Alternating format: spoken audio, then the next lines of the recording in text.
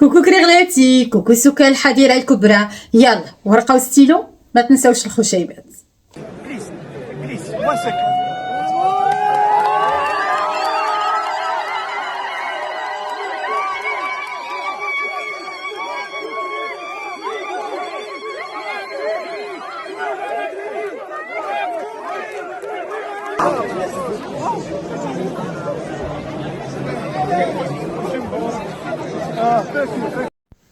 انا سمعت هاد الحيحه 1 2 3 وهذا، قلت واش داو كاس العالم؟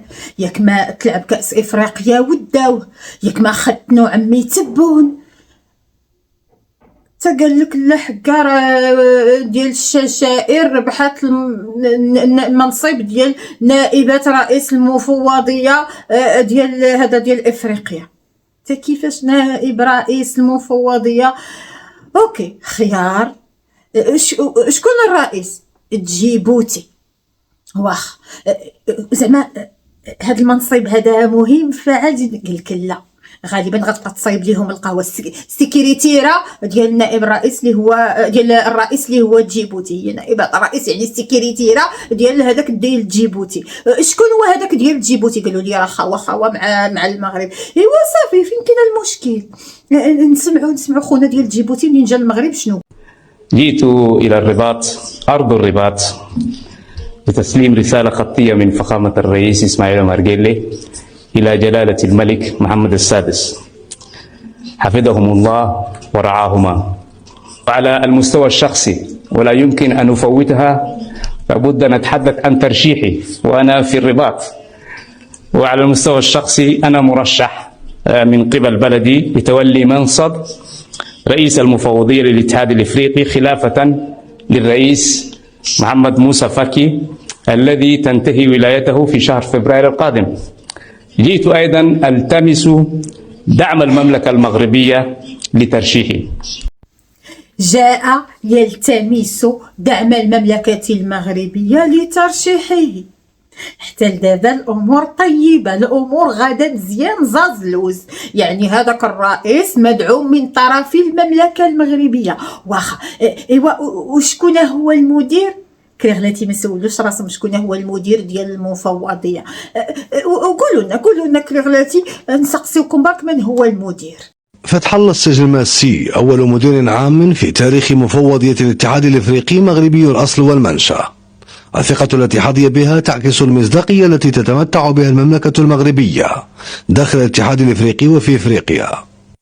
السجلماسي صاحب مسار دبلوماسي حافل، تقلد عدة مناصب وطنية ودولية رفيعة المستوى، فإلى جانب توليه منصب الأمين العام للاتحاد من أجل المتوسط، شغل فتح الله السجلماسي على الخصوص منصب سفير المملكة المغربية في باريس وبروكسل. وبين عامي 1992 و 1993 عين مسؤولا مكلفا بملف المفاوضات مع الاتحاد الأوروبي بديوان وزير الخارجية. بعدها تولى منصب رئيس قسم العلاقات الثنائية بوزارة التجارة والخارجية، قبل أن يعين بنفس الوزارة مديرا للعلاقات التجارية الدولية ومديرا للتعاون متعدد الأطراف. فتح الله السجلماسي أول مدير عام للمفوضية الإفريقية، يتقن 4 لغات إلى جانب العربية. تخرج عام 1989 من معهد الدراسات السياسية في غرونوبل. تبارك الله ما شاء الله. هذا المدير العام للمفوضية الإفريقية. وقلنا الرئيس المفوضية من جيبوتي مدعوم من طرف المغرب. والشيكورة نتاع جيراننا شكون هي؟ النائبة ديال الرئيس. دونك المدير العام مغربي. منين نربح؟ قلنا 1 2 3 وداكشي؟ لا. الصغاري جبنا الهواريات، درنا النشاط المداحات؟ لا عادي. جيبوتي ناضو يزغرتو؟ لا. مال هادو هاد السيده هادي زعما شنو هو الدور ديالها؟ غادي نسمعوا منها هي شخصيا شنو هاد الدور ديالها واللي غيكون مؤثر على المغرب. طبعا منصب نائبة رئيس مفوضية الاتحاد الإفريقي هو منصب مهم جدا. هو المنصب الذي يسمح لجميع المفوضية المشكلة طبعا من رئيس ومن مفوضين بقيادتنا الرشيدة للمنظمة طبعا في شقها الإداري والمالي، وإن شاء الله دائما. الحاجة مالكي متفتفة، قولي لي انت دورك في حل مشاكل السلم والأمان في إفريقيا. دوي الحاجة قولي لنا. وأنت تواجهين أزمات كبيرة، 12 مليون لاجئ في السودان، وفي نصف مليون في الكونغو، وفي مسألة فلسطين. قال لها واش عندك برنامج هادشي ديال السودان الكونغو الأزمات، فعلا شنو الدور؟ ما هي، هل لك برنامج معين أو؟ طبعا منصب نائبة رئيس مفوضية الاتحاد الإفريقي هو منصب مهم جدا. هو المنصب الذي يسمح لجميع خالتي شوفوا انت ياك سفيره، سيري قراي لك شويه، سيري بحثي وجدي حتى راه عرفنا هذا الشيء جاك على غفله، ما كنتيش معوله.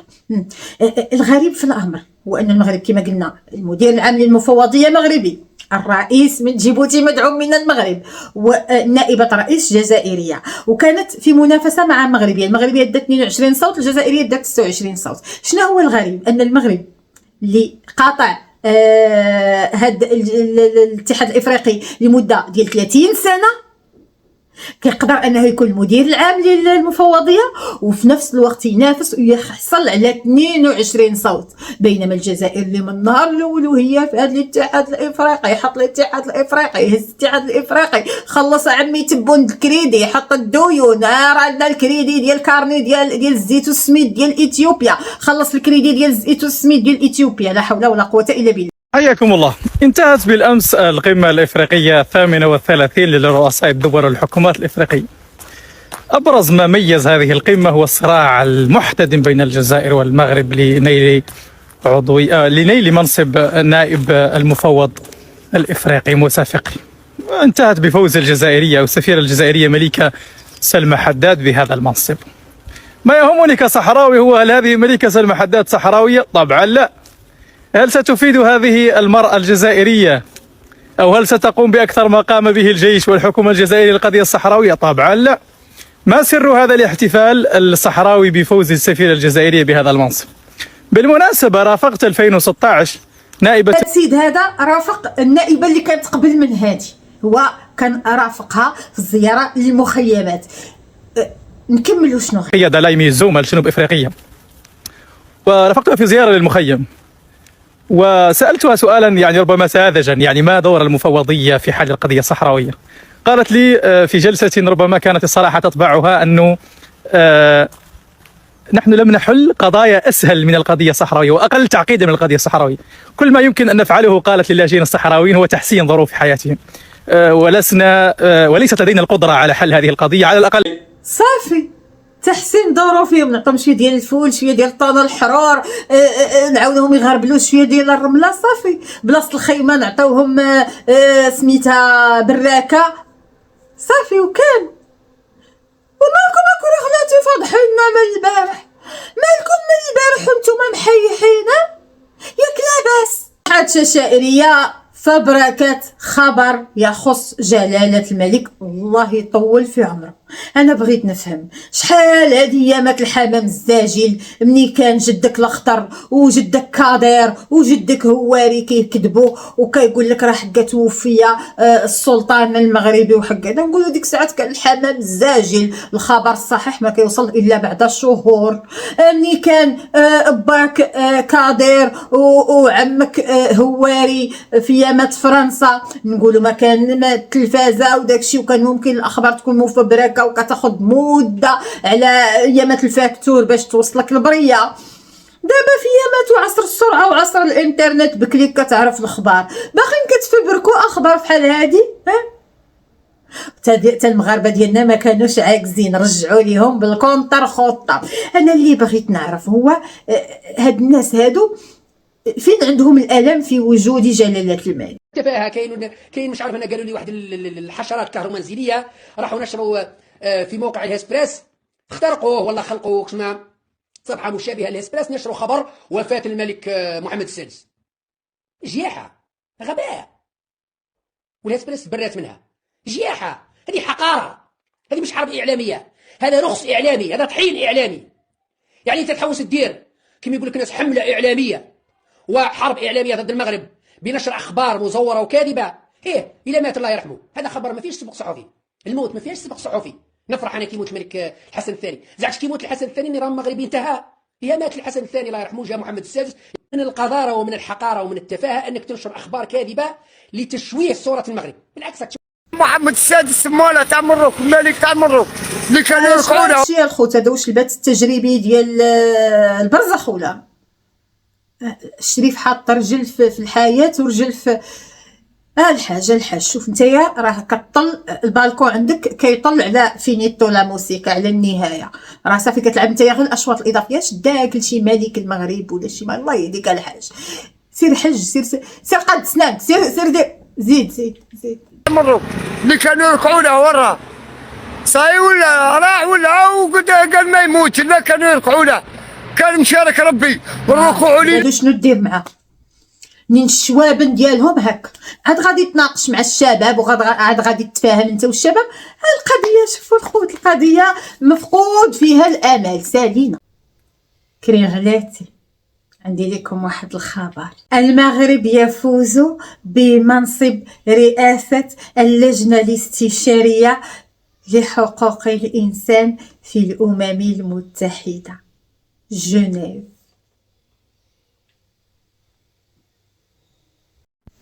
انتشروا بزاف ديال الفيديوهات اللي كيهضروا على صفية باليمن، على انهم حكموا عليها ب10 سنين.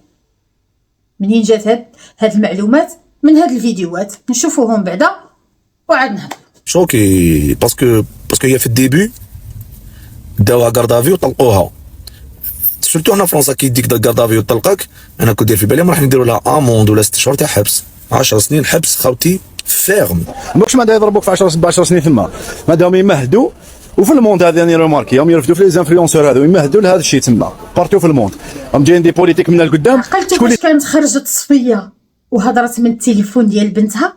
غنسمعكم واحد الفيديو كيهضر على هذا الموضوع وفي نفس الوقت على المحاكمه ديال صفيه. سمعوا. Franco-algérienne Sophia Benlaman, sous contrôle judiciaire avec interdiction d'utiliser les réseaux sociaux jusqu'à son procès prévu le 18 mars, est récemment apparue dans une nouvelle vidéo. المحاكمه ديالها غتكون نهار 18. وصل نهار 18 مارس؟ لا مازال ما وصلش. ما معناه ان لحد الان لم تتم المحاكمه، وحتى اذا كانت شي محاكمه مستعجله بسبب الخرق ديالها لذاك القانون ديال ان ممنوع عليها انها تهضر في التليفون، ممنوع عليها انها تدخل مواقع التواصل الاجتماعي، حتى وان تم الخرق فلحد الان ما كاين حتى شي مصدر رسمي او قناه فرنسيه كتاكد المعلومه ديال انه تحكم عليها ب10 سنين.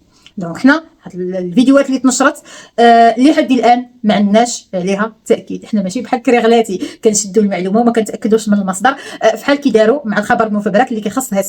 يلا كريغلاتي خليت لكم الراحه تصبحون على طوابير وكوابيس. باي.